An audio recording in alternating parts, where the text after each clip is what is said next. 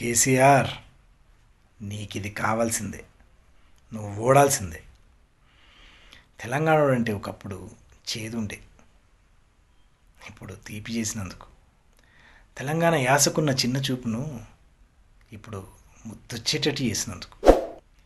తెలంగాణ పాటకు, తెలంగాణ భాషకు, యాసకు పట్టాభిషేకం చేసినందుకు. తెలంగాణ సంస్కృతి సాంప్రదాయాలకు సముచిత స్థానం కల్పించేలా చేసినందుకు. కేసీఆర్, నువ్వు ఓడాల్సిందే.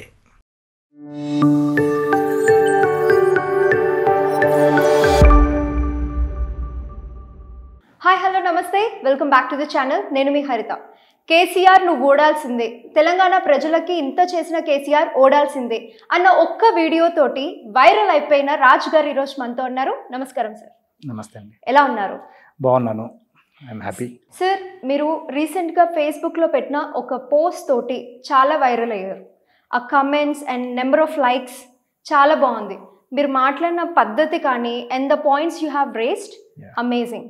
అంటే అరే నిజమే కదా, జనాలందరిట్లో అరే ఈ పాయింట్స్ నిజమే కదా అని అనిపించింది. నన్ను అలాగే all Telangana people got realised so many పాయింట్స్లో.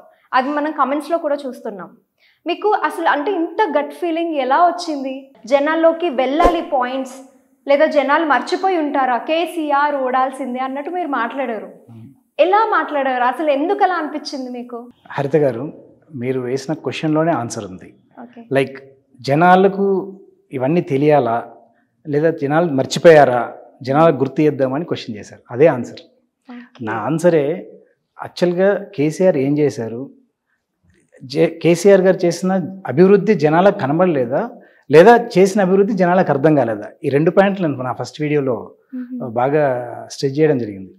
Because ఇప్పుడు ఎలక్షన్స్ ముందు చాలా ఊదరగొట్టారు ప్రతిపక్షాలు. వాళ్ళ పని వాళ్ళు చేస్తారు, వీళ్ళ పని వీళ్ళు చేస్తారు. బట్ నాకు కేసీఆర్ వీరాభిమానిగా కావచ్చు, లేదా ఒక సగటు తెలంగాణ పౌరుడిగా తెలంగాణ లాస్ట్ 15 సంవత్సరాల నుంచి, ఎస్పెషల్లీ 20 సంవత్సరాల నుంచి ఏం జరుగుతుందనేది, ఎలా మేము బతికున్నాం 15 సంవత్సరాల క్రితం, మా జీవన విధానం ఎలా ఉంది, ఇప్పుడు ఎలా ఉంది, ఈ పాయింట్స్ అన్నీ ప్రతి ఒక్కరికి తెలుసు. ప్రతి ఒక్కరు, మీరు అన్నారు చాలా వేలలో కామెంట్స్, వేలలో షేర్లు అయినాయి. ఆ కామెంట్స్ అన్నీ నేను దగ్గర చాలా పేజీల్లో వెళ్ళింది. నేను ఒక యూట్యూబ్కు ఇవ్వలేదు, నేను జస్ట్ నా ఫేస్బుక్ వాళ్ళ మీద పెడితే చాలామంది అభిమానులు దాన్ని తీసుకెళ్ళిపోయారు. అన్నీ చూస్తే ఆల్మోస్ట్ 40-45 lakhs వ్యూస్ అయినాయి. అది డిజిటల్ కౌంట్ మాత్రమే. అన్అఫీషియల్ వాట్సాప్ కట్టింగ్ వీడియోస్ ఎలా పోయిందో నాకు తెలియదు. బట్ అరౌండ్ 8,000 to 10,000 కామెంట్స్ నేను చదివాను పర్సనల్గా. అందులో 80% of the people they felt that yes, ఇది నిజమే కదా, అసలు మా కళ్ళని నీళ్ళు వస్తున్నాయి ఈ వీడియో చూస్తుంటే. చాలా ఒక 500-600 కాల్స్ చేశారు నాకు. నేను లిటరల్గా నోట్ చేశాను. సో అది దాన్ని ఏమంటారు, దానికి మోటివేషన్ అంటే ఏం లేదండి. అసలు ఇంత అభివృద్ధి జరిగిన తర్వాత అప్పులు ఉన్న మాట వాస్తవమే, కాదనట్లేదు. అప్పులతో పాటు మన జీవన ప్రమాణాలు ఎలా పెరిగాయి, మన ఆస్తులు ఎలా పెరిగాయి, మన ఇన్ఫ్రాస్ట్రక్చర్, మౌలిక సదుపాయాలు ఎలా పెరిగాయి, ఇవన్నీ ఎందుకు చూడట్లేదు జనాలు?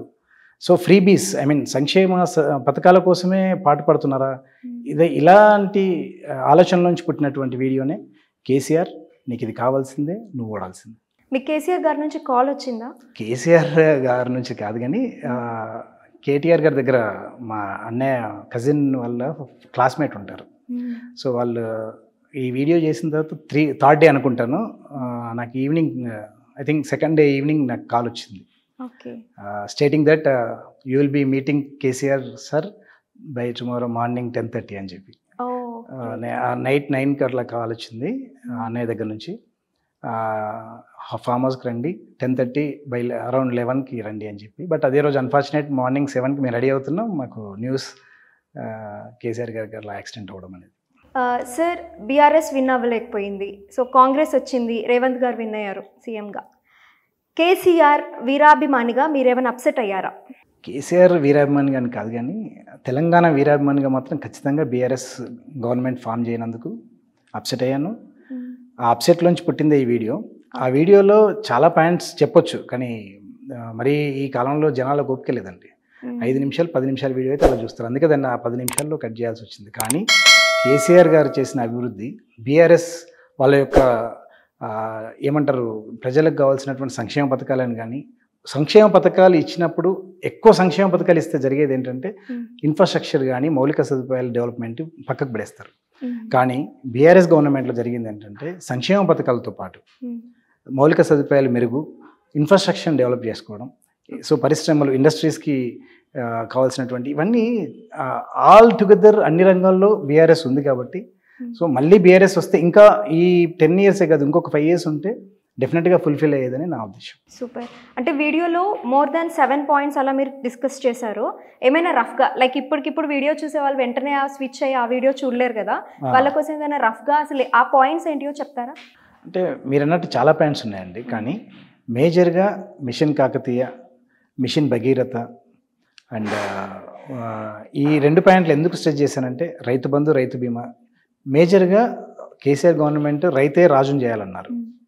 సో ఇక్కడ మన దగ్గర ఒకప్పుడు ఎలా ఉండేది, ఇప్పుడు ఎలా ఉండేది, ఈ పాయింట్సే నేను స్ట్రెచ్ చేశాను. బట్ మీరు వెళ్ళి బ్యాక్ చూసుకోవాలంటే, సమ్మరైజ్ చేయాలంటే మాత్రం రైతుకు సంబంధించినటువంటి సంక్షేమ పథకాలు ఏవైతే ఉన్నాయో అవి చాలా పర్ఫెక్ట్గా, అవి ఎలా అమలు పరచడానికి కావాల్సిన అనుభవం వాళ్ళకు ఉంది. ఏంటంటే కేసీఆర్ కానీ కావచ్చు, వాళ్ళ గవర్నమెంట్లో ఉన్న మంత్రులు కావచ్చు, స్వతహాగా వాళ్ళ రైతులు కావడం వల్ల రైతు యొక్క కష్టాలు వాళ్ళకి తెలుసు. ఒకప్పుడు ఎలా ఉండేదండి తెలంగాణ ఎంత డ్రై ఉండేది, నల్గొండ ఎలా ఉండేది, నల్గొండ ఫ్లోరైడ్ గురించి మాట్లాడాను, మహబూబ్ నగర్ వలసల గురించి మాట్లాడలేకపోయాను బికాస్ ఆఫ్ నిడివి వల్ల. సో ఎలా ఉండేది ఒకప్పుడు తెలంగాణ, అందులో ఎస్పెషల్గా రైతుల గురించి చెప్పుకుంటే ఫస్ట్ 10 ఎకరాలు ఉండనివ్వండి, 5 ఎకరాలు ఉండనివ్వండి, బావి ఉండడమే గొప్ప. ఆ బావిలో ఒక అరగంట నీళ్ళు, గంట నీళ్ళు వెళ్ళేవి. ఆ గంట నీళ్ళు సరే అది పారిద్దామంటే కరెంటు కావాలి, ఆ కరెంటు సరిగ్గా ఉండకపోయేది. ఇవన్నీ చూసినాయి. దానికోసం రైతు ఎన్నిసార్లు లక్షలు అప్పేసి బోర్లు వేశారు. ఆ బోర్ 1 కాదు, 2 కాదు, 3, నాకు తెలిసే 5 బోర్లు వేసిన వాళ్ళు నాకు తెలిసిన వాళ్ళు ఉన్నారు. సో ఇవన్నీ కష్టాలు ఒక 10-15 సంవత్సరాల క్రితం తెలంగాణ ఎలా ఉండేది, దాని రూపురేఖలు ఎలా ఉండేది, జీవన ప్రమాణాలు ఎలా ఉండేవి, ఇవన్నీ నేను స్వయంగా చూసినవన్నీ ఇప్పుడు చూస్తున్నాను. సో ఆ డిఫరెన్సియేషన్ ఏదైతే ఉందో అదే వీడియో.